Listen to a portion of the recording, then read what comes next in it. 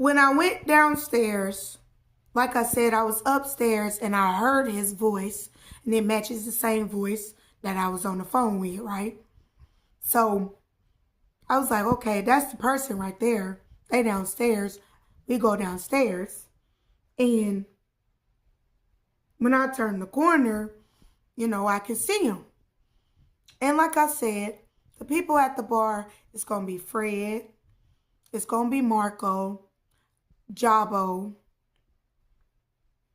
and it's going to be him and me. Because Charlie stayed upstairs. And Chuck stayed upstairs too. So, I was sitting at the bar.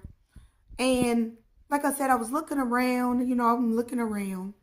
And his eyes was, how when you see a dog in the daylight and they have that little glow in their eyes, or when you look at a cat or a dog, he had a light, a different light. It wasn't normal, okay? It wasn't normal like everybody else's eyes.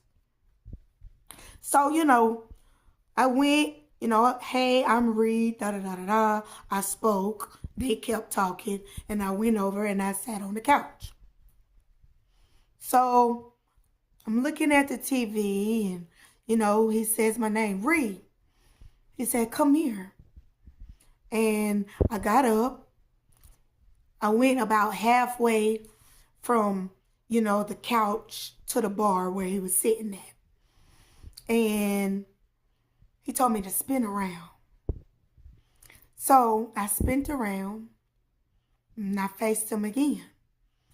And he said, come a little closer.